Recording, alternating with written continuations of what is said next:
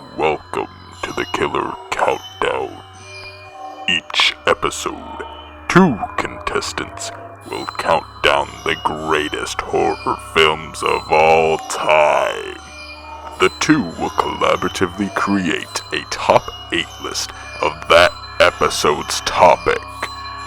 Join the Killer Countdown if you dare.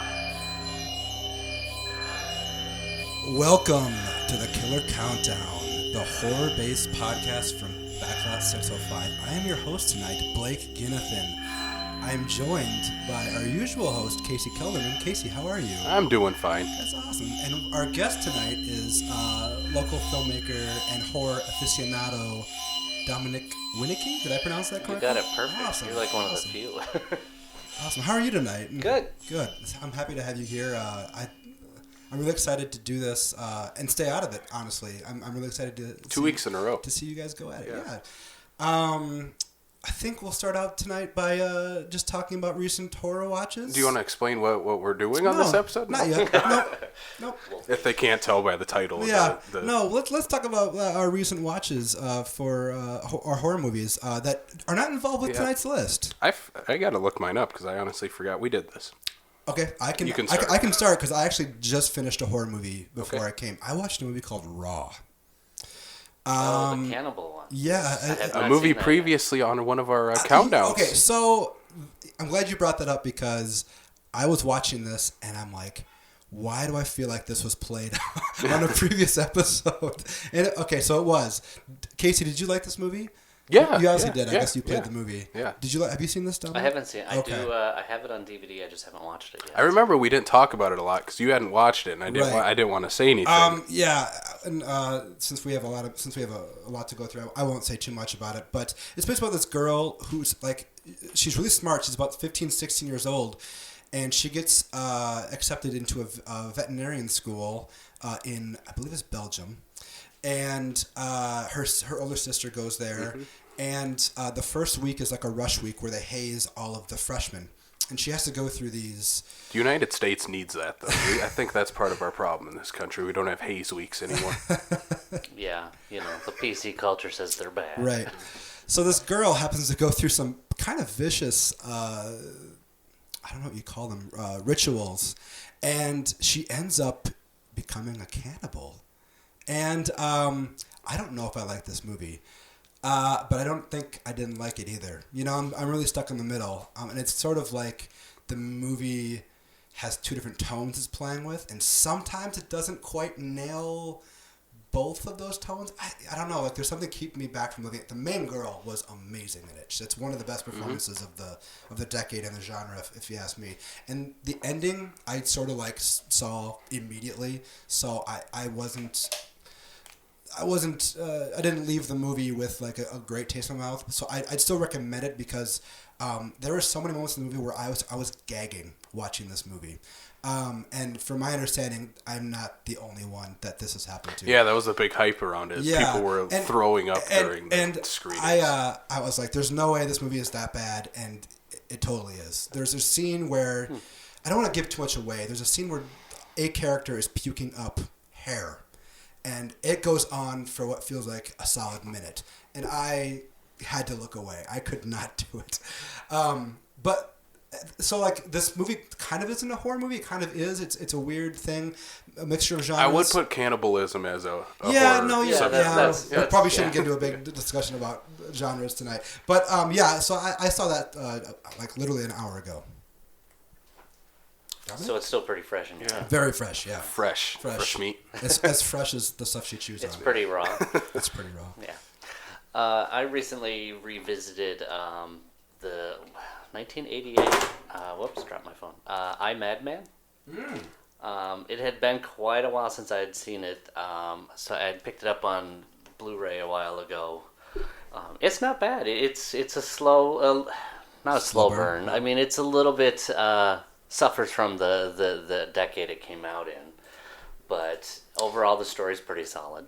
So everything around it was a lot of fun, and this one was more methodical, like slower approach to everything. Exactly, and their budget, obviously they had a stop motion creature in there, which kind of like Looks a little dated now, but hey, for 1988. Yeah.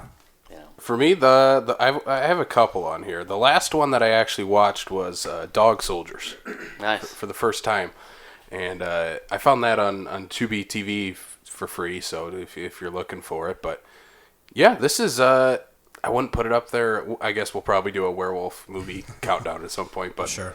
But yeah, I thought it was a good combination of werewolf movie meets like actual war movie.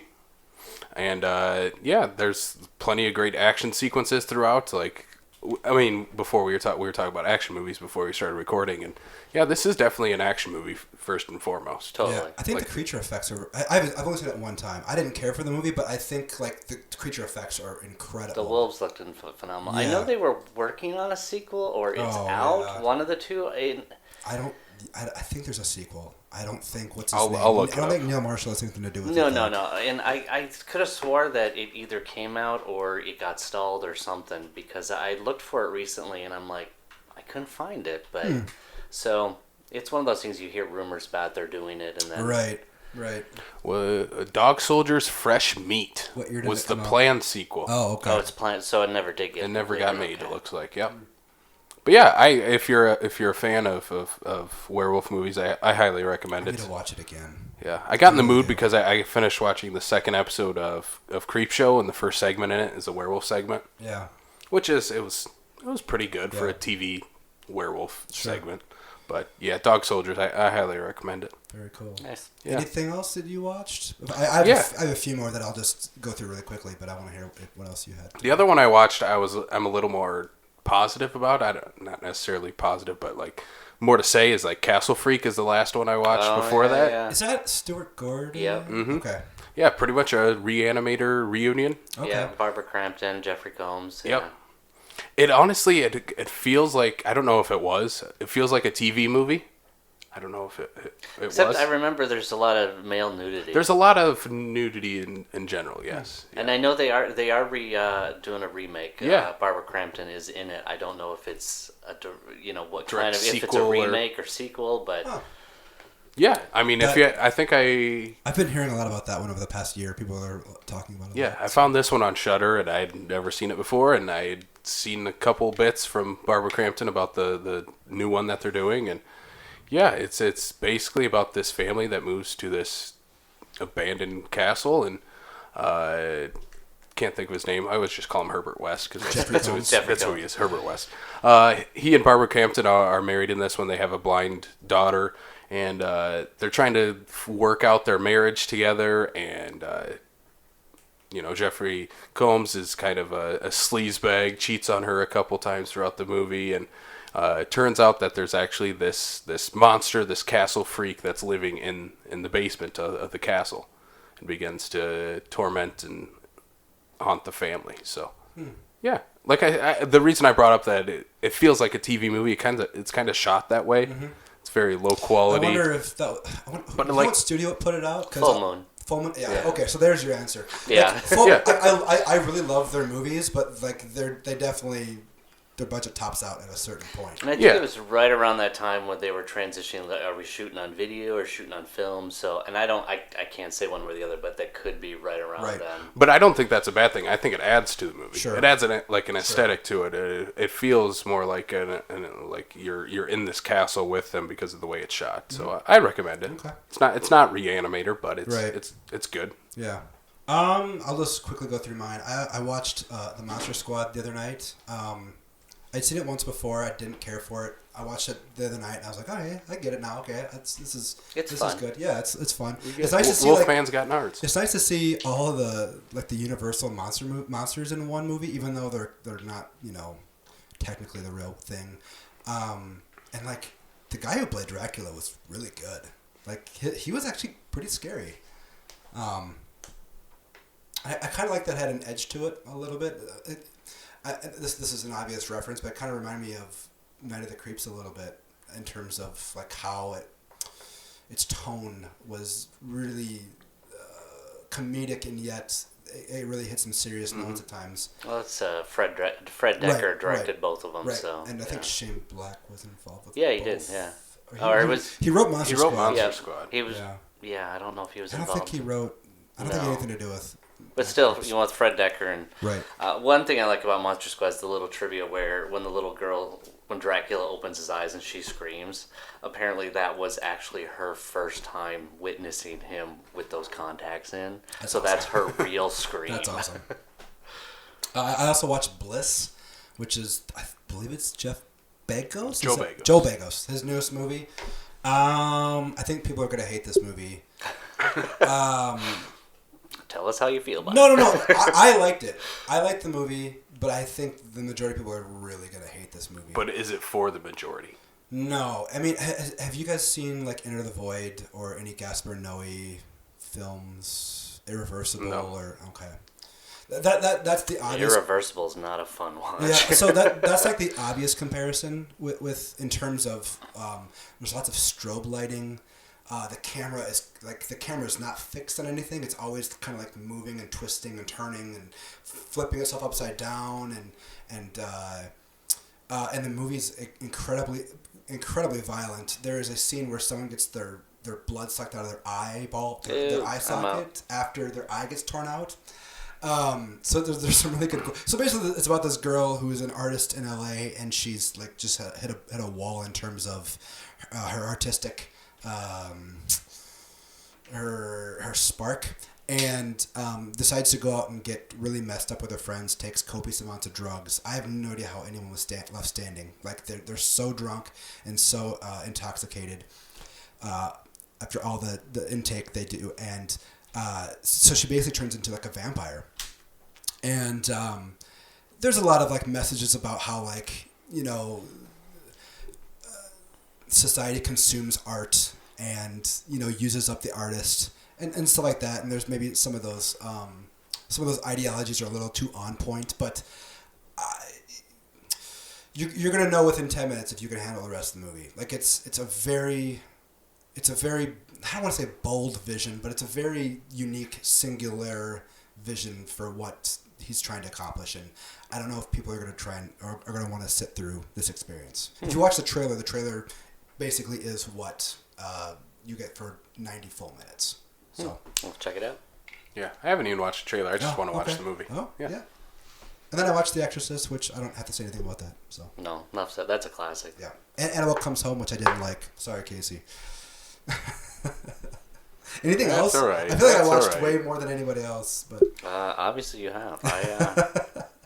I watched one on our list here that we're going to talk about tonight. And then Yeah, I only did one rewatch for this too. yeah, I intended to watch the entire series, but it's to find the time to sit down and watch them all. yeah, I feel when we did the not the Friday the 13th, the Nightmare on Elm Street, I wasn't even in the draft, and I still wanted to watch everything, and I got through 3 movies in 2 months or something. So Wow. I know how hard it is to get through those movies. So Oh, I do have another one that I watched. Pieces. I haven't seen this yet. Pieces? Yeah. Wow. A classic. Yeah. I want to hear about this. Yeah, old school 1982 slasher film. I don't know if I liked it or not, but it's fun. Yeah. Like it's a fun slasher movie. Yeah. Like there's a couple kills like right at the beginning. You're like, "Yep, this is awesome. This is rad." And I even watched it with my fiance, and she hates slasher movies. And we had started watching it because it just came on Shudder TV, and it was just playing the first. That's what I was wondering is where you because there's some bad transfers Yeah. out there on DVDs. That's where we started watching it, and we had to go leave to go to the Shining 4K release that we went to a couple weeks ago, and after like we were sitting in the lobby in the theater, she's like, "We're gonna go back and finish watching that movie, right?" And she doesn't like slasher movies at all. Like, Is it a slasher movie? Pieces? Yeah. I mean, I remember when I don't remember when it came out, but around when I started reading Fangoria, that was always like the risque one because Yeah. of the effects that they had. But and I remember I always first heard about it from Eli Roth. Always talked about Are it. the effects good? I think for the Yeah. time they were, and I mean, And it's a really low budget yeah. slasher movie. Yeah. He uses a chainsaw, right? Yeah. Yeah. There's a couple weapons throughout. Oh, okay, okay. The openings with an Okay. axe. And, Oh man. yeah. Brutal. Yeah. No, I think it's a slasher movie. You have to watch it.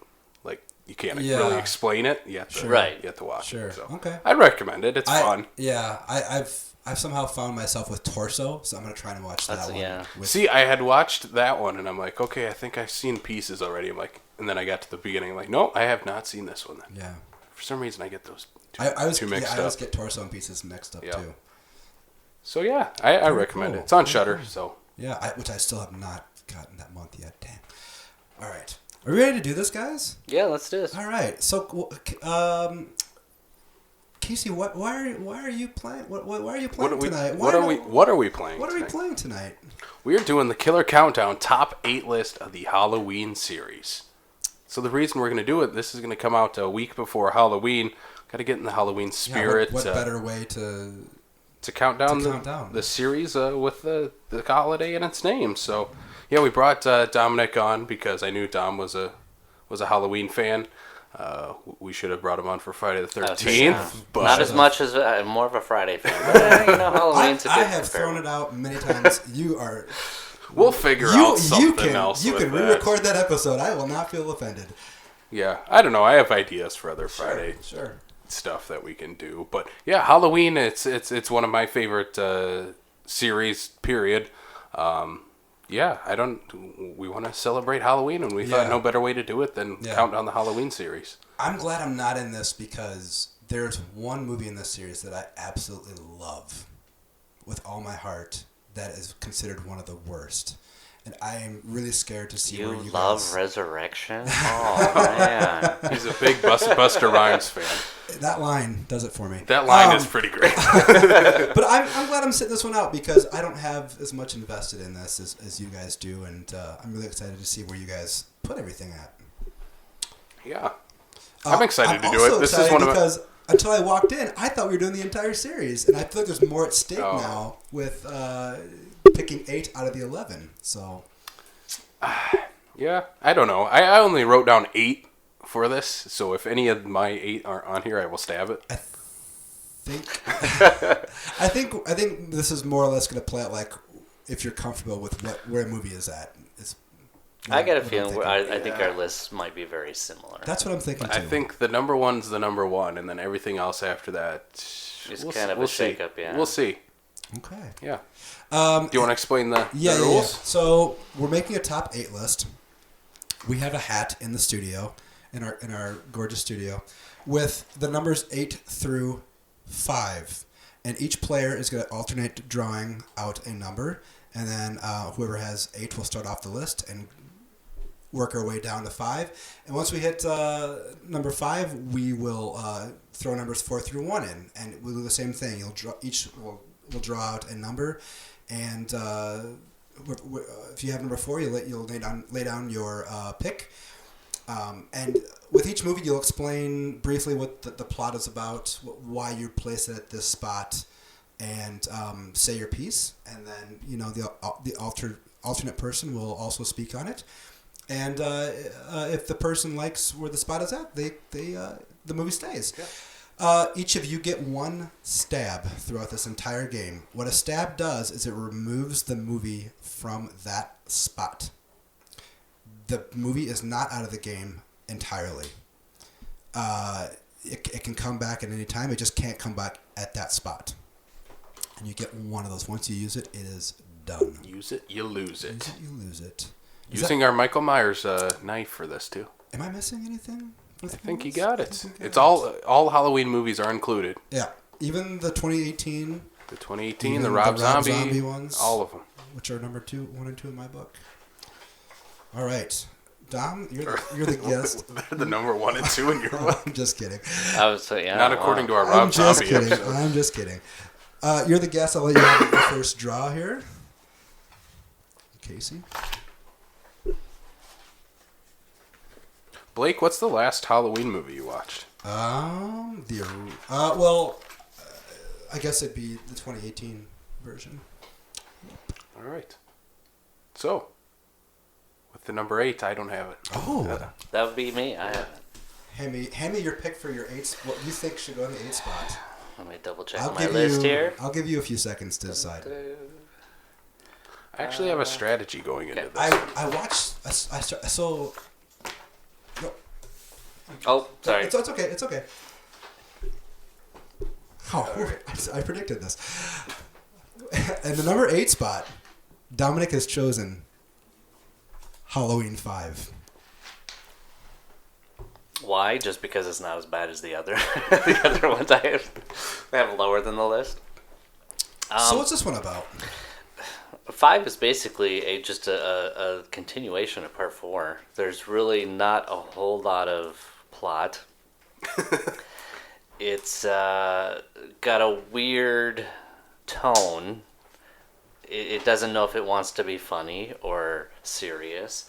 It does have some good moments. It does have a great performance by Danielle Harris, which I think comes off as a little mean-spirited because it's like, how much hell can you put this poor little girl through? So the last time I'm watching it, I'm just like, she must have been a basket case on set. Just the constant terror. And I mean, it's kudos to her for being an actress, but... And she's mute throughout the entire movie, Yeah. too, which is, like, she delivers that also, really... She's really also well. number 4 too, isn't she? Yeah. So that's Yeah. just her second movie in a row she's Yeah. being terrorized. And I think to me it's the scene in the where she's caught in the ventilation, and that just it's a little too much, you know. Especially if you know the behind the scenes on that, Right. where she actually got stabbed. Yeah. What? Yeah, So that would not be allowed. That would not happen in a Wow. movie in No, 2019. not nowadays. I and the thing is, when they were shooting part 5, they had no script. Or if they did, they threw it out the door and said, "Hey, we're just going to make this up as we go." So It feels That's that way. never too. a good thing. And I'm sure you could attest to that as a filmmaker yourself. yes, you know, I mean, and to me, it ends on that cliffhanger, which I feel 6, which is a little, you know, doesn't ever resolve that cliffhanger, but or at least not satisfactory. So that's the reason I put it as 8. This is my number 8 too. Oh. Yeah, it's not bad, but it's not great. It completely ignores the cliffhanger ending of 4, Yes. which is a great cliffhanger ending, one of my favorite endings in any slasher movie, period. And it completely just throws that out the window. That didn't happen. Right. Kind of like final chapter in Friday the 13th and part 5. They kind of ignore most of what happens in those. Well, that's another point. But not to the this one does it much worse. And yeah, Danielle Harris is the best part of 4 and 5. Yes. Like she delivers in these, and Donald Pleasance is still Donald Pleasance. Yeah, he can't be bad in these movies. No, Like, and I mean it's an okay watch. Yeah. You know, if it's on, I'll sit down to watch it, but it's not really memorable. the only thing that I think is memorable is one, Danielle Harris and being mute the entire time, and she delivers a really good performance with that. And the fact that they killed Ellie. So Yeah, one of the best parts of part Rachel, 4. I keep calling her, mixing her name up, but they kill Rachel off very quickly Yeah, for no Jamie's reason. stepsister, right? for Yeah. absolutely no reason, other than it's supposed to be shocking, but it's not. And they introduce is it Tina's her friend? Yeah. Yeah, and it's she's annoying. really bad and annoying. Yeah. I do, out of this one, like the look of Michael Myers' mask, at least. You know, I think it's one of the better looking ones.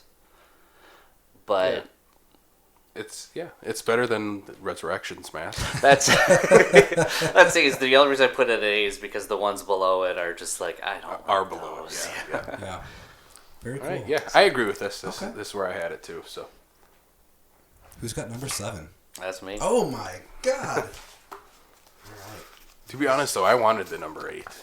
I'm sorry to hear that. Yeah, but I would have played the same thing. But. All right. Number 8, Halloween 5. At number 7 is Dominic again, and he chose Halloween H2O. Yeah, this is when they tried to retcon the timeline again, which apparently I was reading recently that Kevin Williamson, who wrote the script, he actually wanted to build off of part 6, and that's why it was supposed to be like Laurie Strode had faked her car accident and was now living in California. So we're led to believe that Michael Myers comes all the way from Haddonfield, Illinois, to wherever she's at in California. to continue his stalking of her. I think Steve Miner does a good job directing. The story was a little lacking from Kevin Williamson. I think that was his post-Scream era where he could do no wrong, and then he started to do a lot wrong because I don't think he could hold up with what he was doing. So I don't know. H2O to me just kind of became more of just a recap of the first one, and not a very good one. You know, you have your typical teens in peril. The mask looks extremely cheesy. Which one? Well, that's the thing is there's the CGI mask. You know, because there's a blonde mask. yeah, I saw it somewhere where they had showed you there's one shot where it's a CGI mask, and it's because apparently when they started production, they had one mask and then they decided to change it midway through for whatever reason. You know, so I don't know. I was extremely disappointed in it. The one thing that I remember from this movie is the trailer when the big shot was when Jamie Lee Curtis like turned around in the window and his face was there. The image on the IMDb. Yeah. I haven't seen this movie in a long time, so I have nothing to say on it. They had a nice little nod in there with Janet Leigh being, you know, you know, that was a nice little nod, and then she's driving the car that she drove in Psycho. So and the Psycho theme plays. Yeah, too. You know, it's a little heavy-handed, but you know, I think, you know, it's okay. It's entertaining. It's definitely better than Part 5. I thought it was a nice attempt at a reboot, but it just didn't hold up. I don't know. It's just missing something. Yeah. Well, like thinking about who's in the movie, it definitely feels like they took. Not only it's definitely a post-Scream slasher movie. Just looking at the poster. Yes. Yeah. Because LL Cool J's in there, Michelle Williams, Josh Hartnett. Yeah.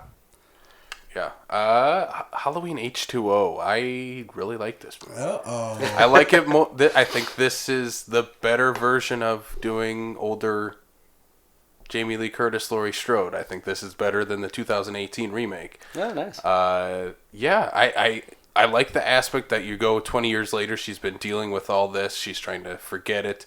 I like that they do ignore 4, 5, and 6 because after 6, it's kind of a mess. You can't really go anywhere. Especially with Donald Pleasance, you know, he passed away just after the end of production in 6, so you couldn't continue anything after that with them, and you weren't going to bring Paul Rudd back, I'm sure. But parts, H2O, I really enjoy, besides the weird mask stuff, but I think it is a perfect conclusion to the Laurie Strode, Michael Myers story that they ruin in Resurrection. This series does that a lot. They'll have a perfect ending and then ruin it in the next one. Yeah, I did enjoy the ending where she decapitates him. I thought that was nice. But then, like you said, they ruined it in Resurrection, where it's like, damn it. Yeah. So I like to forget that Resurrection happened and leave this. I think everybody does. Most people do, other than Busta Rhymes. But besides that one line, you should have just given it to LL Cool J in this one, and it would have been fine. I agree. I'm stabbing this movie. Oh yeah. Man. This has to be higher. Oh my gosh. All right. I guess you got to pick another movie. Hey. This is one I go back and rewatch a lot. So this is gone from you now. I know. Okay. And I had to use it on H2O. Go back to my list. Besides the stupid water H2O thing, like. Yeah. Yeah, they couldn't have drowned him and just went even more point. You know, like went full water. Why did they drown him? Yeah.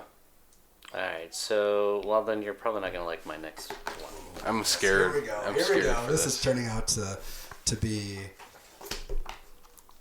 Is this the first one? The Rob Zombie one. Oh my god. Casey. Maybe our lists aren't going to be the same. No, I think this is going to be... This got blown up. Okay, at number 7, Dominic's replacement is Rob Zombie's first Halloween? Yes. Okay. The second one is much lower than 8. Okay. So explain to us why. I thought I saw H2 on there. I'm like, oh my god. Explain to us what this one's about. I don't think it's necessarily a bad film. I don't necessarily think it's a Rob Zombie's take of Halloween, which is not true to the series. He likes to spend a lot more time focusing on the killer and what makes them tick. You know, why Michael Myers does what he does. A lot of that, you know, to me, going off the first one, John Carpenter, Michael Myers was not supposed to be explained. He was just an essence, an evil. So I think that's why it's called The Shape. Right. Yeah. So I think Rob Zombie kind of putting an explanation on it and doing it in Rob's typical way of, I don't want to say like white trash, but that's kind of what their family That's is. what they are. Right.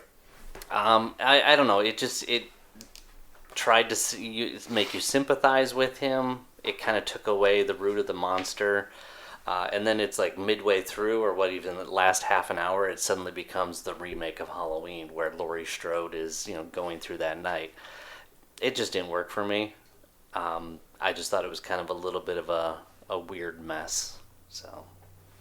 So is it better than H2O in your mind?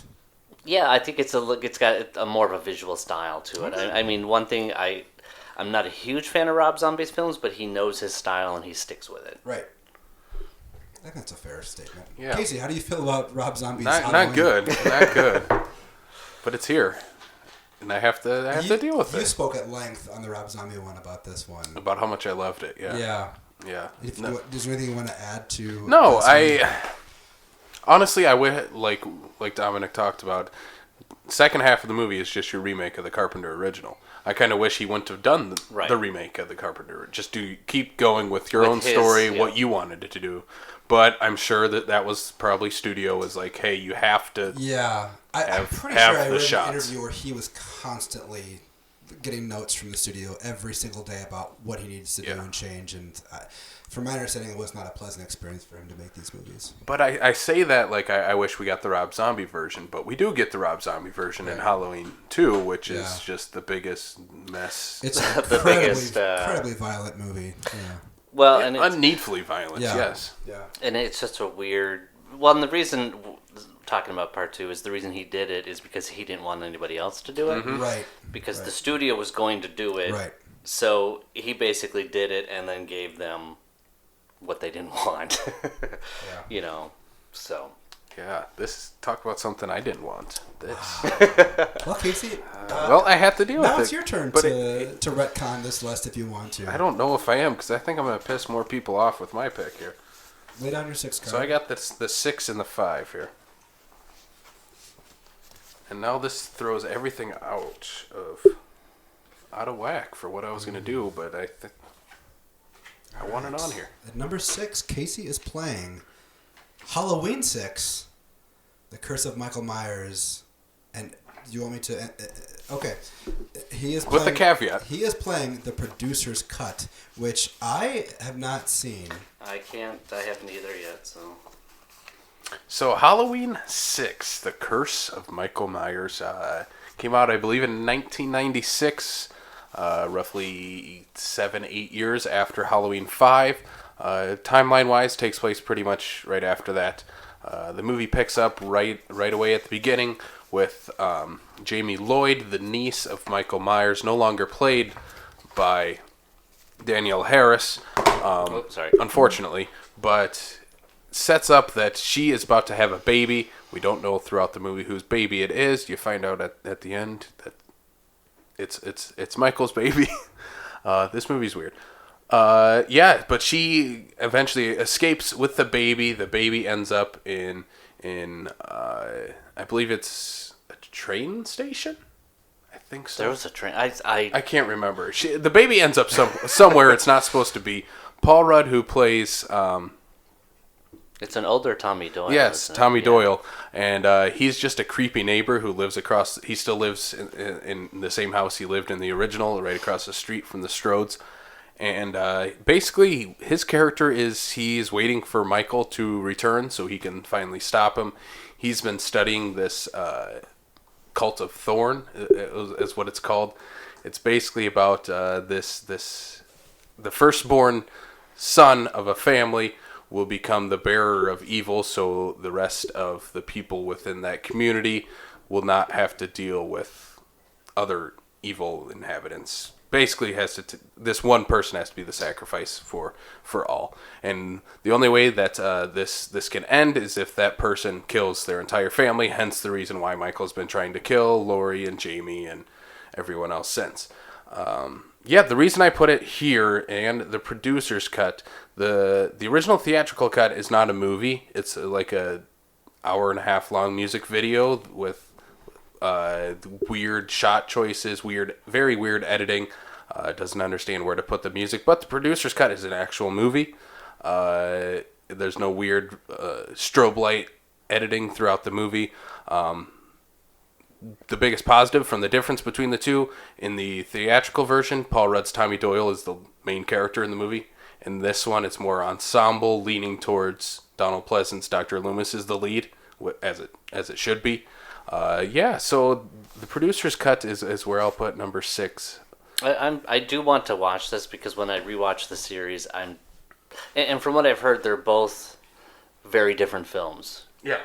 So I am curious to see how that plays out. Because I know Part 6 from the theatrical version was a mess. A lot of it didn't make any sense. I know they went back and reshot a lot of it. It was almost like Daniel Farrens, who was the writer. He tried to make sense out of the ending of Part 5 and try to tie in the mythology of it all. I guess we haven't even said what that ending is. Which one, Part 5? Of Part 5. Oh, just the cliffhanger of, hey... The man in black that they've been randomly setting up and introduced in Part 5 that they had no idea where it was going. And shoots up the police station and helps Michael escape. Michael escapes. But this one reveals that Jamie Lloyd was also taken with Michael at that point. Was that how... That's where it goes, yeah. But it's believed throughout the town that both Michael and Jamie had died in that fire until they come back. Yeah, it's a weird movie. I don't remember Michael being the father of the baby, but that's kind of disturbing. They introduced. That's the producer's cut. Okay. Yeah. Maybe that's the reason. Still, that's a little disturbing. Yeah, and the way they defeat Michael in the producer's cut isn't very satisfying. Well, I say it's a little more satisfying than Paul Rudd just beating him up with a pipe. Paul Rudd, who has been studying the Cult of Thorn, places these magical rocks around Michael and makes him freeze in place. Oh. It's a weird movie, but I like this one. I don't know why, really. I like it. There's one thing that the theatrical cut does slightly better is the death of the father character of the Strode family. Okay. His head completely explodes in the theatrical cut. It doesn't explode in the It's almost cut. they need to combine the two and make a better story out of it. And I kind of wanted Paul Rudd to come back as Tommy Doyle in Halloween Kills. That would have been fun. But is the original actor, isn't it? No, it's Anthony Michael Hall. Oh, that's right. I think he'll be good. I think he'll be good too, but just as the lonely fan of Curse of Michael Myers, I would have liked Paul Rudd back. Okay. So yeah, that's number 6 is Halloween 6. Leaving it there? Yeah. Yeah. Okay. I think he's... I actually had it a lot lower than that, but because I don't want to move it up the list. Yeah, he doesn't trust you, so... I wouldn't either. All right, Casey, you ready for number 5? Or do you need a second here? I just got to grab it here. Okay. At number 5, Casey is playing Halloween 2. Not Rob Zombie's Halloween. Not Rob Zombie's Halloween. Not H2. Halloween 2. Ooh. Yes, Halloween 2. I might not make too many people happy with this pick. This one, it takes place the exact same night, moments after the events of the first Halloween. And yeah, it follows kind of what happens after those events. So Laurie Strode is in the hospital throughout the movie. She doesn't get to do a whole lot. That's one of the reasons why it's at number 5 for me. But basically, this one, you find out Michael is Laurie's sister, and that's why he's chasing after her. This movie is more about Donald Pleasance, Dr. Loomis chasing after Michael, more than it is Laurie and her friends and the babysitter murders. Yeah, I guess there's not much else to say about Halloween 2. One of my favorite parts that is always made fun of is the death of Ben Tramer, who was introduced as Laurie's love interest off screen in the first one. That's right, yeah. Yeah, he gets completely obliterated by a police car into an ambulance and blows up, and it's awesome. Yeah. Completely unnecessary. Totally unnecessary. Yeah, but it's funny. Dana Carvey plays a TV. Dana Carvey is in this movie. Yeah. What? Yeah, he's the cameraman. He's in the final shot of the movie, too. Yeah. I think 2 should be one step higher, but I'll leave it where it is. I don't think he trusts me with the rest. No, I don't. I like to. I think it's a good sequel. It's a good continuation. Standalone, it can't stand on its own. It totally relies on the first one. I do like that it picks up moments after and then continues the night. And when you said that, yes, it does reveal that it's his sister, but it was also in the TV version of the original that they shot extra footage to show that it's his sister. So it's kind of that's what the one thing I don't like about Halloween is that weird reveal. It was like, oh yeah, we meant to say that they're brother and sister, but we'll show it in part 2. I think part 2 is a fairly good film. I really like this movie. I don't like it. Yeah, I think there's some great moments in it. There's some great kills. I love the girl who gets burned to death. It has probably the best kill in all the series in it. That's a very Friday the 13th kill. And I do love I do love the idea of a sequel picking up immediately right where it... Yeah, my problem is, though, they don't do anything with it. No. Laurie's in the hospital bed until the final act where she has to get chased by Michael. She does become more of a supporting character, and it's... And it's one of those cases where you like Laurie is the lead in the first one, but so is Loomis in a way. This one you could have made just Laurie's the lead. This is her story going forward. Did I hear rumors that John Carpenter actually directed this and then kind of gave credit to somebody else, or is that not true? No.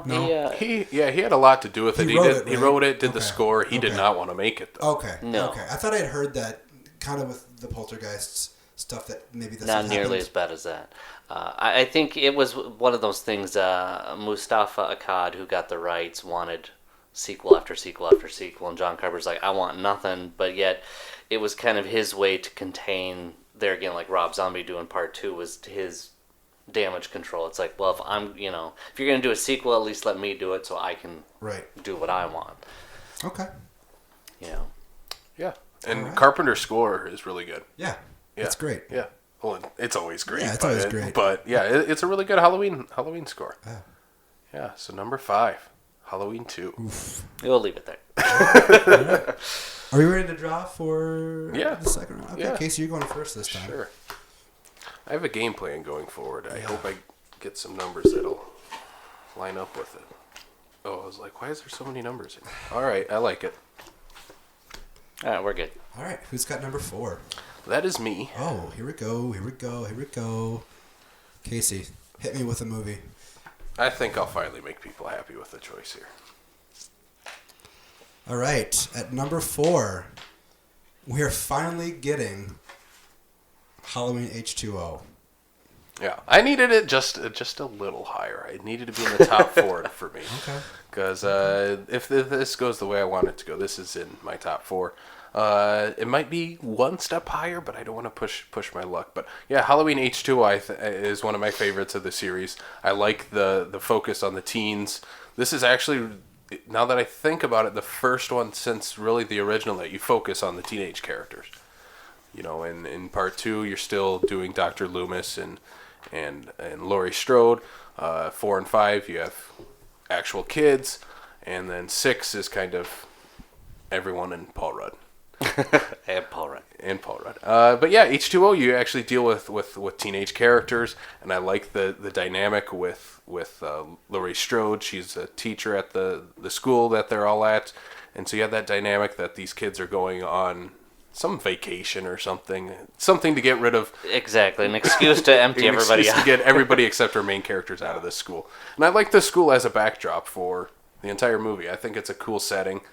You have some cool reveals with Michael with it. I like that he comes dropping down from the ceiling like Sting in WCW. Sure. But yeah, H2O, it's one of my favorites. I think it's the better use of the rapper in the series with LL Cool J. And I like the fact that he's reading. He wants to become a erotic novelist. I think that's funny. Interesting. Dominic, you do have a stab. Keep in mind, Casey could play this higher. If I you know. do stab it I'll leave it. Okay. I still think it suffers too much from the post-Scream. It's a cash grab to be like, oh, hey, Scream was a big success. Let's roll this out. But So, you know. was this a Kevin Williamson original idea, or did they say like, "Hey, we're gonna do this. You wrote Scream. Come, well, here's $10 million." No, I think they had a script, and he kind of came in. He doctored it up. They're like, "Scream it." Yeah. Okay. Yeah. This also has one of my favorite kills ever. Ever in the series, or ever? Maybe ever. Okay. Joseph Gordon-Levitt in the beginning of the movie gets an ice skate to the face. It's awesome. I don't remember. I'm definitely have to rewatch. I forgot about that part. Yeah, that's I think it's the cold open to the movie. Yeah, he gets a skate to the face. Wow. And then they followed it up with what again? Oh yeah, Resurrection. Yeah, we don't talk about Resurrection. Well, maybe. Maybe we will. Who knows? Trick or treat, motherfucker. All right, at number 4, Yep. Halloween H2O. Who's got number 3? Dominic, hand me your card. Hand me your card when you're ready. I'm getting worried, just an FYI. I'm getting very worried. All right, at number 3, Dominic is playing Halloween 4. I love this one. I think it's true to the original, other than the fact that it doesn't have the Laurie Strode character, but at least it made sense that, hey, she died in a car accident, here's her daughter. Now she's suffering the wrath of Michael Myers. I thought him being transferred out of Smith's Grove was legitimate, which I think the 2018 version they basically stole. I think it's a good return to form. I think all around it's a great. I think it's a satisfying film. I love that the opening that Dwight H. Little put together was with the shots of Halloween with the fall harvest is the best of the series. And apparently he did that on his own. The story goes he just grabbed a camera one weekend and just went out and put all these shots together, and it screams Halloween. Mm-hmm. So this is one of the, I think, 3 in the series that really capture Halloween and the Halloween spirit and autumn and that. This is my number 2. So I like it being here at number 3. That's a good spot for it. I think Danielle Harris is just really good in this movie. This one and 5, but she's just a great child actress. She's just a great actress in these. I just want to say something about Danielle Harris really quick. I love that she's embraced the genre and it's still doing it today. Yeah. I think she's great in the Hatchet series. Mm-hmm. And her other movies that she's done as well. But I love it when an actress just embraces what she's known for. And this goes for any actor, who's just like Tony Todd, this is me, these people made me. Yeah. I'm gonna keep giving them what they want. And I love her for that. And we mentioned it in the Child's Play countdown. In Child's Play 2, there's a really good brother-sister dynamic in it, brother and stepsister. This one has a really good stepsister dynamic between the two characters too. It's really strong. It's one of the best combos and relationships throughout the entire Halloween series. I think it's really strong. I watched this last year, and I was like, this is a lot better than I remember it being. It's a very solid entry into the series. Yeah, it has. Yeah, like I said, one of my favorite endings ever. Yeah, it's with Jamie Lloyd. I love that ending so much, and they ruin it in 5. But I wish, I kind of wish, somewhere, somehow, some way, they would pick up from part 4 and keep going from that route. Do you want this timeline retconned again? I want, yes. They've already done it at enough least, 4, there's 4 different choose your own adventures. Why not do a number 5 and have Danielle Harris as an adult now with a clown costume and Michael Myers are both around Haddonfield killing people together? I think that would have added an interesting dynamic to the series that it filtered really fast. And is this the one where she has she's waking up and there's lightning outside and Michael sits up. Oh, it's so good. That scene is so good. Yeah. Is this only the second movie that has the Michael sit up in it? Does the remake have that? I don't think so. Yeah. And I love, that is one of my favorite things about the original one, the Undertaker sit up. Just straight sit up, Yeah. I really like even the behind the scenes stuff. Like George P. Wilbur, who played Michael Myers, he worked with Danielle a lot. He wasn't like method to where he only wanted to scare the shit out of her. He very much would like talk to her. Like after every take, he'd pull the mask off and be like, "Are you okay?" So he was actually trying to get a performance out of her, but yet also realizing she's still a little kid. So That's very cool. Yeah, I love this movie. It's great. Yeah. It's even my phone wallpaper for the month. Nice. Number two. I Casey, got number 2. Are you ready? Yes. I'm Are you scared? I'm very worried at this point. Don't be worried. I got you. All right. My favorite movie of the series is Casey's pick for number 2. It is Halloween 3, Season of the Witch. Yeah. Halloween 3, Season of the Witch. This is the one I actually watched the latest out of all of them, even the remake. Because I was one of those people, it doesn't have Michael Myers. Me too. I'm not Me going too. to watch it. Me too. But this movie's awesome.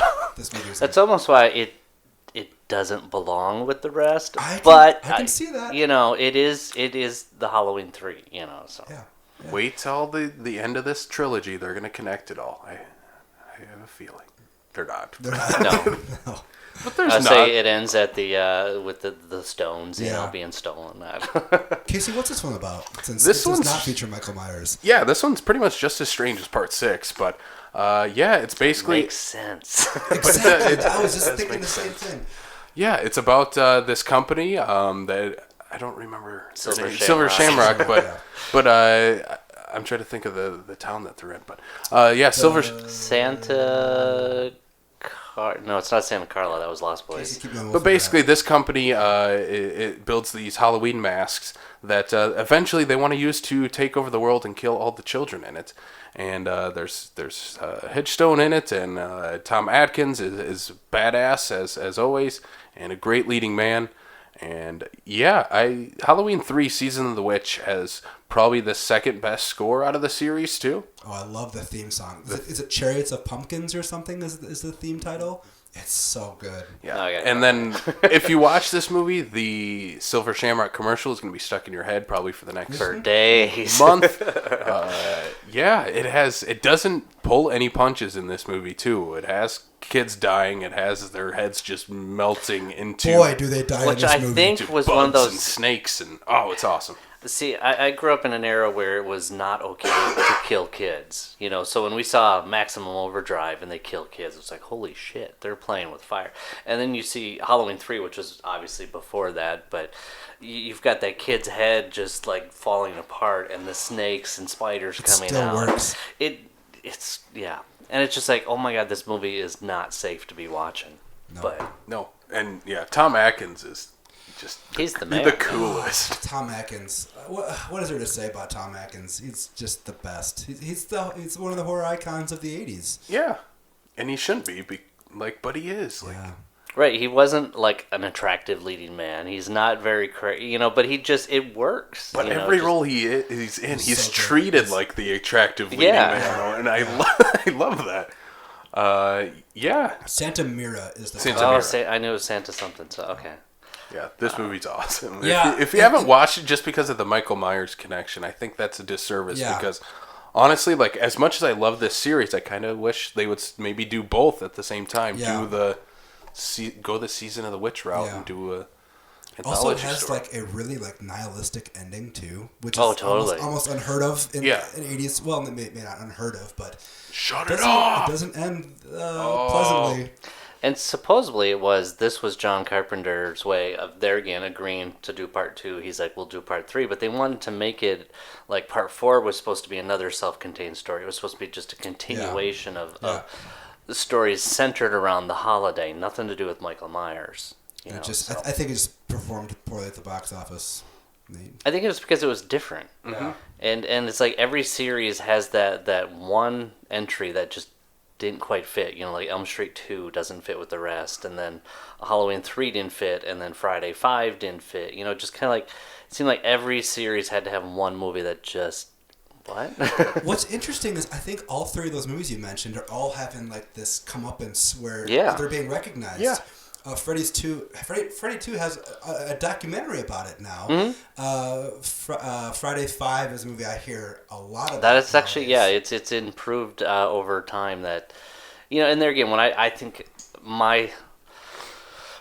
the thing with the Halloween series is I never saw them in order when I was, discovering them. I think I ended up seeing 3 first. And hearing all about this Michael Myers character, I'm like, you know what?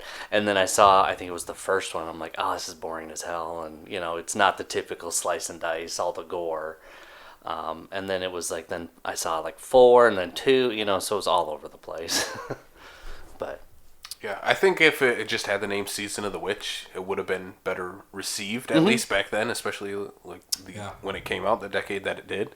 And yeah, it is. It's getting a resurgence in the last few years. Yep. Like, I'm one of those people. Yeah, I finally watched it last Halloween, and I feel like I loved it. That was the first time you'd seen it? Yeah. Oh shit! Yeah. And I had probably watched all the series all the way through, probably 3 times. I've been telling people for a decade that this is underrated, and people are like, no, that's one without Michael Myers. It's like, yeah, it is. Like, oh no, it's bad. I'm like, no, no, it's and I'm so glad that it's finally getting like it's justice.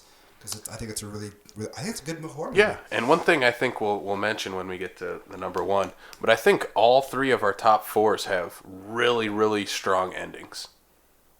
Whether they're changed in the next movie is a different question. Right. They all have really strong endings. Yeah. So, yeah, I'll agree with that. Yeah. Let's get to number 1. I think we all know what number 1 is. Oh, man.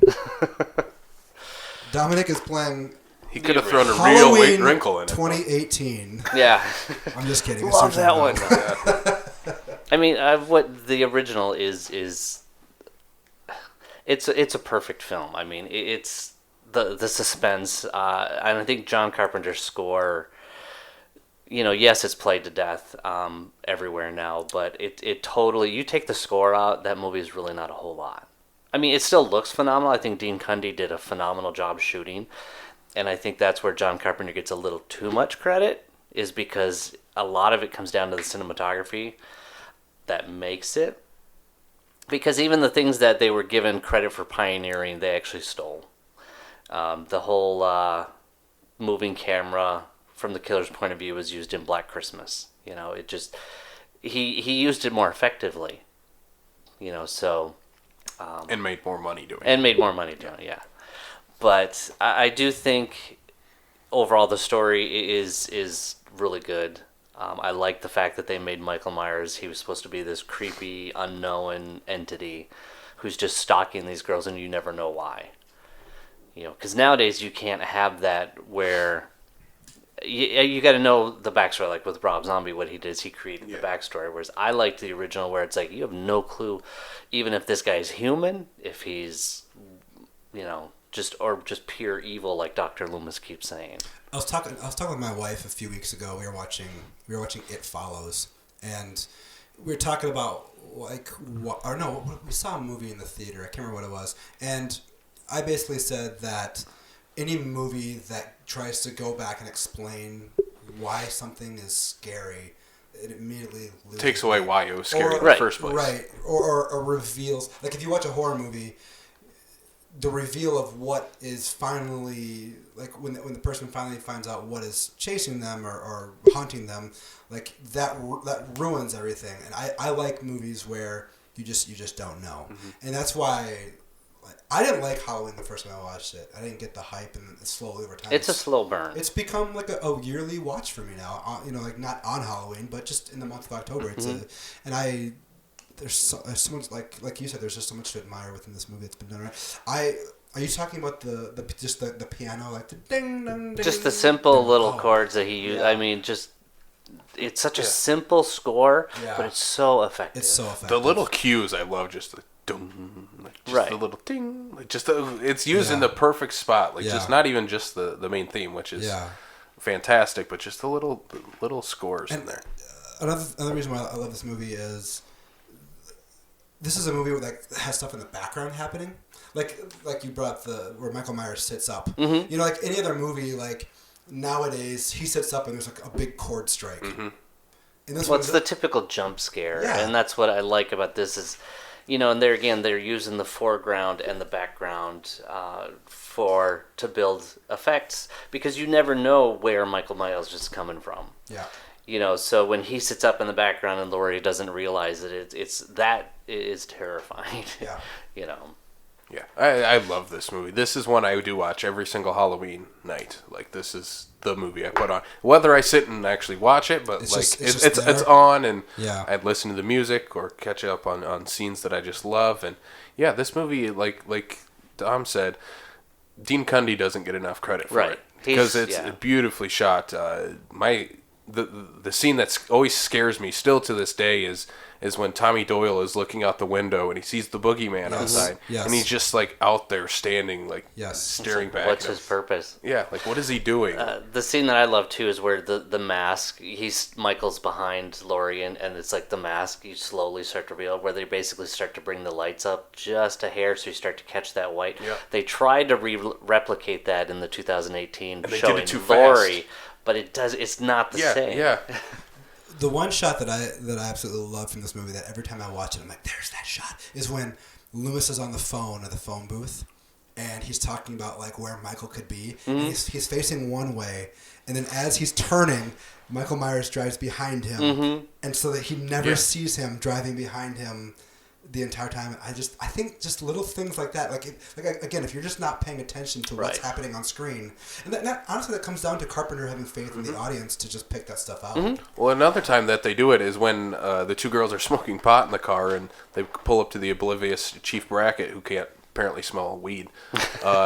You see in the background Michael's car just comes around and just keeps going, like he stops chasing them because the cops so there. many good, just little. Yeah. You got to pay attention to stuff. See, and that's what I really enjoyed about 4 is they tried to replicate that style. So, and I think that was probably the one that was successful out of all the sequels to capture the spirit of the first one. I agree. Yeah. Interesting. Yeah. I recently heard an analogy about Halloween, about how the message comes down, and this is a weird reading, so just go with me here for a second. It's a weird reading about how the whole movie is about don't have sex, because Michael Myers is representing the baby. That he kills the two, was it after they have sex? He basically takes their lives away, which apparently babies will do. And that Laurie repels him. The things that she uses to repel him, the knitting needle and the coat hanger, are all things that are used for abortions. Wow. That is a wild theory. So just next time you kind of watch it, just think about that's representing, you know. Do you subscribe to this theory? It fits. I mean, I don't think... It's not your definitive... No, that's not what John Carpenter was setting out to do. Does he know about this theory? I don't know. Okay. It was a filmmaker who mentioned it. I mean, I think it's like... It's one of those readings that I like a lot of people read into David Lynch's stuff, which is more abstract, out there. Yeah. But like this here, it's like, yeah, that makes sense. I mean, obviously he wasn't setting out to being like, this is what I meant. Because as a filmmaker, people will take your work and look at it differently than how you intended. Right. So the whole baby reading, I'm like, yeah, that works, but they obviously... Sometimes those things, like, there's too many coincidences to pop up, and you're like, well, it's hard to deny it at this He had to have been planning. Yeah.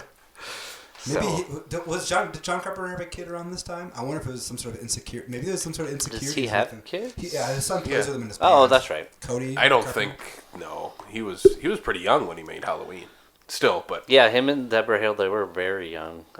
It was like their first. They were married, right? No, they were just. I don't know. I would say I thought they were just really good friends, but. Yeah, I mean, going into this list, this was the number one, and the rest was where it falls. We should have almost just thrown that one out and said, no, you can't pick that one because obviously. I'm not gonna lie. If I was on this, I would have pushed for 3 to go to number 1. But that's just me. It got as close as it could. It can't touch Halloween. When we got to 3 and it was Halloween 4, I was like, oh my god, it's not gonna make it. But I'm happy. My list, as that it came down to, it was 1, obviously 1, then 3, 4, 2, 2018. H2O, Rob Zombie, 5, 6, H2O, and then obviously Resurrection. So where was 2018 in your list? 1, 2, 3, 4, 5. It was like 5th, but And it's nowhere on this list. no. Did you like, Is that the biggest surprise for you, Blake? That it's not well, in my list, I mean, I would probably have like 3. I really like the 2018. I think the score is incredible. It is. I think it's really good, and I've listened to it on Spotify many times. Had you seen all the rest before you saw? I have seen this 1, 3, 4, H2O. I've seen 2. I've seen 6. I saw 6 when it came out, so I have no recollection of it. I've seen the Rob Zombie. I've seen 5. I've seen all of them, I think. Yeah. Because the reason I didn't like the 2018 the first time I saw it is because I was carrying the baggage of all these. And I was just like, and they're just like threw it all out the window. And it's like, it doesn't make sense now. You have this evil entity who has been imprisoned for 40 years and is now suddenly going back after the same person. What is his purpose? I wanted a little bit of an explanation of why this one person. That's still my problem, that and why makes it doesn't sense. make the list. Yeah, that makes sense. And then I just rewatched it last week, and I still didn't care for it. I think it's a very good sequel to the first one, but I don't know. That the series has been weird because it has that whole pick your own adventure type of thing. Yeah, and see, I don't think I have that baggage that you guys do with this, which is why I was able to just go into it and be like, oh, this as a standalone horror movie, I think it's very well done. That scene in the backyard with the kid with the lights turning off and on. I like that the doctor putting on the mask is very goofy. Okay, the doctor thing is really stupid. Except for 1 second, I thought they were going to reveal that he was part of the Cult of Thorn. I'm like, oh shit, they're bringing that back. Yes. But the fact I that would have been the only person that would have liked that. he's got one arm in a sling and he puts the mask on it. He looks stupid. cheesy Is that as the hell. part where he's in the police car or something? Yeah. Okay, And then that scene he's was- able to pick up Michael Myers, who I'm guessing weighs maybe 200, 250, is a big guy. He's a big guy. And with one arm, he's able to put him into the squad car. So that, and then the two cops sitting there having their dialogue, that was cheesy as hell. That reminded me very much of the cops in 5, where it was the dumb cops with the weird sound effects. Yeah, they had the weird sound effects, squeaky shoes Yeah. while they're walking. You bring up that light scene. I don't like that scene because it makes no sense because Michael is still there. He should be turning on the lights just as much as this kid would. Well, and part of that is they stole that from Hatchet 4. I've not seen that one yet. Is it good? Yeah. I need to watch it. Yeah, I had the same problem Dom had. Like, I wish they would just leave them as brother and sister. Like, you're already this far. People already associate the two with being brother and sister. Right. He's still going after her. Why even? It changes nothing that you take it out. And that's the thing is it made it, there again, like I said, I hate the fact that they have to explain things, but give me something why this one person. I mean, obviously he fixated on their first one because he just happened to run across her path. That is frightening, but now 40 years later, he's got to go back after her, and just the whole escape on the bus, too convenient, just. Yeah, okay. I mean, that's fair. Yeah, that Dr. Sartain, I think is his name. He's like the worst character. I couldn't tell if he was intentionally doing a bad accent or what their intentions were with him. Yeah, I feel like David Gordon Green and what's his name smoked a lot of blunt. Danny McBride. Danny McBride, yeah. A little too much Pineapple Express came out. Yeah, so I'm curious to see where the next two go. Are you excited for the next two? Not really. Are you? I am because it's another Halloween movie, and I think that's cool that we're getting two more At Halloween least two movies. more. And I like that they're saying, hey, we're going to do one and then we're done. I don't believe it. Well, no, they're not, because it's going to make enough money to where they'll continue on. Right. I really I'm still holding out hope that somehow they connect it to something in the previous movies. Would it make sense though? Like, does it have to anymore? At this point? They're already on 4 different timelines. You don't have to make sense anymore. yeah. Like, I would love all of a sudden at the end of what's the last one called? Halloween Ends? Is that Yeah. what it? Yeah. If they would reveal that Michael's mask was built by Silver Shamrock, and that's the ending. Just like someone has the mask and they see the tag and they lift it up, it just says Silver Shamrock. Right. Oh shit! Like that's the mask. It's the Halloween 4, not the Halloween 3. Yeah. I wouldn't mind some sort That'd of be tie pretty with cool. number 3. Yeah. Very cool. But yeah, besides that, I'm not upset that it didn't make the list. My list is pretty much what we have here, actually, except Rob Zombies is where the 2018 is. I probably pissed people off by putting Curse of Michael Myers on the list. And that's I need to see the producer's cut because I've heard it's a much better film. But honestly, for me, Halloween has never been my favorite franchise. I'm very open. It was Elm Street as I was growing up, and then it became Friday the 13th. I always, and this is my naivety as I was growing up, that I always thought Halloween was a ripoff of Friday the 13th, not realizing they're the other way around. But it's because of I was young and stupid. Now I understand what's what, but so if this had stayed, if H2 had stayed here, what gets played up higher? Do you think? I was debating between 2018 right here at 6. Okay. Yeah, I don't. And the thing is, I think it's a good sequel because a buddy of mine, his son, had only seen the first one and the 2018, and he loved them. He thought they were great together. It's the best way to watch it. Right. Yeah. And that's the thing. See, I was carrying all the baggage. That's why I didn't enjoy it. But, Very cool. I think this went pretty cool. This went pretty well, I think. Do you think I'm waiting for someone to blow up a list. Just be like, no. Yeah. I don't know. I thought about it. I'm like, I could keep holding on to Curse of Michael Myers. Just get it into the top 3 just because. It's... Yeah. But yeah, I honestly enjoy Curse of Michael Myers. I really can't explain why. Is the producer's cut on DVD? Mm-hmm. Yeah, I have it on Blu-ray, yeah. Okay. It was in the box set, and they did release it individually, too. And I bought mine from Walmart. Right. And that's the only version that's on that. It's the producer's cut. Oh. I'm going to have to watch that sometime. I want to say the box set has both versions. That's why. And it's also got the TV version of Halloween, which added in 10 minutes. That was where they first reveal that it's the sister. I've never watched the TV version. I should watch it. It adds in a few scenes. I mean, very minor scenes. Because they shot a lot of scenes when they were shooting part 2. Because they sold the rights to NBC to air the first one on TV. So while they're shooting part 2, it's like, let's add some scenes in because they obviously had to take stuff out for TV, cut it. So they reveal, there's a scene where Loomis is in the hospital talking to Michael when he's a lot younger.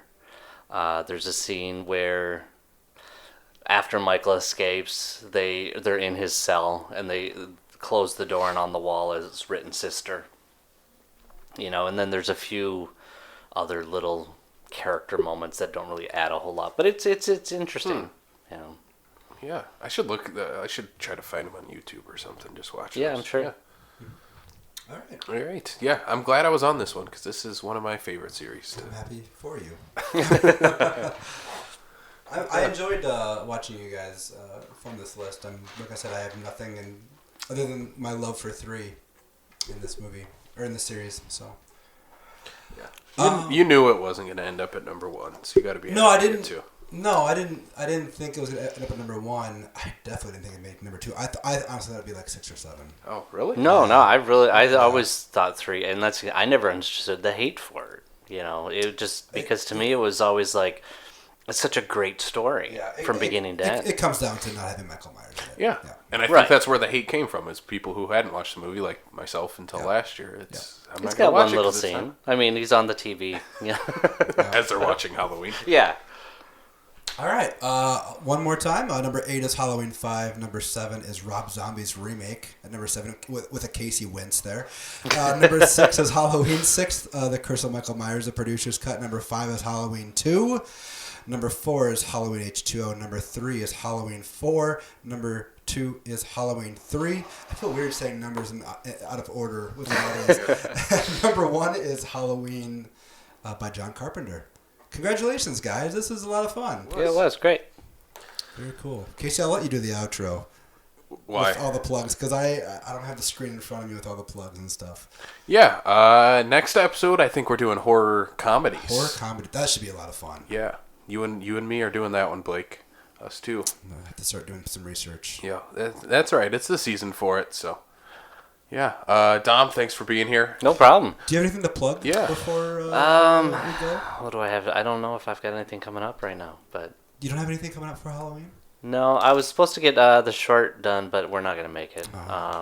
I have to go to Rock and Shock this weekend. So. What is that? Big horror convention out in Boston. It so happens we have a family wedding out there. Just so happens. Yeah. I wasn't going to go to the wedding, and then I saw Rock and Shock was going on, and I'm like, oh, like Kane Hodder's going to be there. And since I just worked with him in July, I'm like, perfect opportunity to reconnect with him. How far from Salem are you? It's like, we're going to hit Salem. It's like 2 hours. Yes, we are going to hit Salem. Nice. So. I was listening to the Shockwaves podcast today, and they're talking about they're going to have a thing there, and it's like a 2-week festival. Yeah, there's a big festival going on there right now. Which Yeah. I think I don't know if we'll hit it. I think we might hit the end of it, but that's fine. I just want to go to Salem. I lived out east for 2 years and never realized that it was so close to where I was actually living. But Yeah, well, the festival ends on the 17th. oh, so we will be there. Yeah. Nice. Awesome. I'll be hitting that up too. Yeah. Very cool. Jealous. Not at all. Yeah, can you talk about the project that you were working on with Oh, Kane? 13 Fanboy. What can I say? I didn't sign the NDA like I was supposed to. Don't say that gets you into trouble. Nothing that gets, no, because we have a portion of it done. They are raising funds, so go to the Indiegogo. And this is a Friday the 13th fan film. Not a fan film. Okay, It's boy. for the fans. It's kind of I would say a side. It takes It's the season of the witch to the Halloween. Or yeah, to the in a Friday way. the 13th. So it's officially a part of the series. Not officially, because that's all tied up in the legal mojo. But what it is, it's basically a fan who worships the Friday the 13th films is stalking the actors from the original franchise. The trailer's online, or at least the teaser, the part that we shot, it looks phenomenal. It was a lot of fun. I know a lot of things are going to surprise a lot of the fans. Yeah, it was great. But go to the Indiegogo, donate if you can, because that'll help us get it finished. And Deborah's offering a shitload of prizes, or not prizes, but things. Perks, yeah. Yeah, perks. That's the word I was looking for. Because she wants fans involved. This is kind of her love letter to fans. She understands her place in the Friday franchise. That's Deborah Voorhees, who was in part 5. Yeah.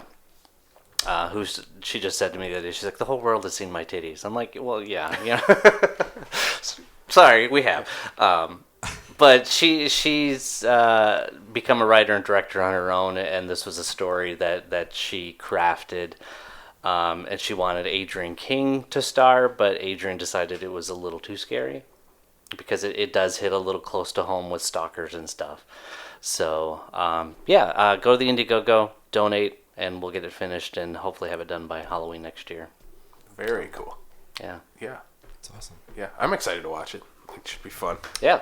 And it's a different interpretation of the Friday series and the slasher. Like, I can't think of another movie, really, that does that. It's kind of a meta thing. We very much were avoiding anything. I mean, obviously Jason's mentioned. Obviously we have Kane Hodder. We've got C.J. Graham. So it's... You have Jason's in the movie. Yeah, but it's also because of the legal stuff that's going on with the series, you kind of have to avoid that. But, so... Very cool. Yeah. Yeah. And, so where can people find you? And the Indiegogo is just look up 13 Fanboy. Yeah, I don't have the whole thing. It's they can find it. Yeah. Just use Google. We should try and get a link up on one of our pages. I'll put the link into the YouTube on this one. Yeah. There you go. Yeah. You can find me on Facebook, on Twitter, which I don't only use for political reasons, so maybe you don't want to follow me. I am on Instagram, but if you follow me or hit me up on Facebook, I'll let you know which projects are going on. We have Black Eyed Girls supposed to be coming out. We've got a couple other things we're working on, so yeah. Very cool. Very vague. Go watch Death Rot too. And Mr. Pointy. And Mr. Pointy. I like Mr. Pointy. I will say go spend 4.5 minutes and watch Mr. Pointy. Mr. Pointy. We watched it again at SuperCon, and I've actually the both times I've watched it have been with you. Mm. Oh, weird. Yeah. Yeah, but I liked it even more this time, especially having you talk about it after, and I love Mr. Pointy. Yes. So yeah, if you guys haven't watched it, go watch it. It's available everywhere, pretty much. It's on YouTube. It's on Vimeo. Hopefully, will be out on DVD soon-ish. On Amazon. If you watch it on Amazon Prime, I'll get a whole half a penny. Whoa! Watch it on Prime then. Yeah, this filmmaking business. All right, so I should probably do our plugs as usual. You can follow Backlot605 on Facebook, Twitter, and Instagram, just Backlot605. Find the podcast on Apple Podcasts, Spotify, Stitcher, Google Podcast, and YouTube. Check out our website, backlot605.com. We have a bunch of new reviews coming up from there. Yeah, we're going to be doing, we got some Shudder stuff if you're into the horror. Obviously, if you're listening to this, you like the horror. We just did a interview with the director of the In Search of Darkness documentary, which is all about 80s horror films. Perfectly fits into what we talked about today. So go check that out right now. That was a lot of fun, and go support that documentary as well. It's up there for me along with the Nightmare on Elm Street and both Friday the 13th documentaries. Wasn't the same group involved with it? Maybe. What's it available on? I want to see it, but I don't know what it's available on. Yeah, it's a similar thing. You go to, it might still be on their Indiegogo, but it's available only for the month of October. Oh shit! I better get on that. Yeah, so It's available right now. Okay. Yep, on Blu-ray and I think digital. Don't quote me on that, but it's for sure on Blu-ray. So yeah, go check that out. That is In Search of Darkness. It's a very good documentary. 4.5 hours long, but I like documentaries that are a lot long, especially for horror movies. And yeah, you can check out the Killer Countdown every other Monday on the Backlot 605 main feed. And yeah, this has been a fun episode. I can't wait for next time.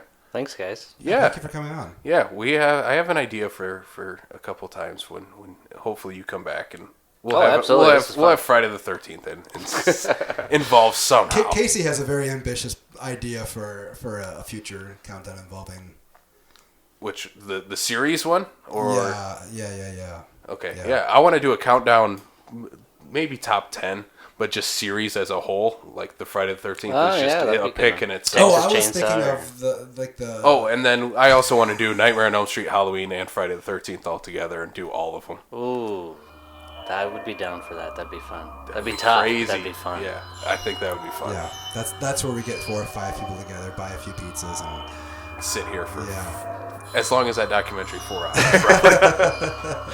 All right. So Dom, thanks again for being on. We'll have you again on very soon. Yep. Want me to plug something? No, you're the host. You gotta do the sign off. I thought I was signing off. You did. I did. Good. Okay. I might screw it up. It's something. I'm sorry. I hope you can edit some of this down. It went something like, until next time, check us out. Something like that. You don't like that? I hate it. Oh. My mom listens to this, so you should probably just edit all of this stuff. No, I'm gonna leave it in just because of that. So, thanks again for listening. I will try. And we'll check you out later.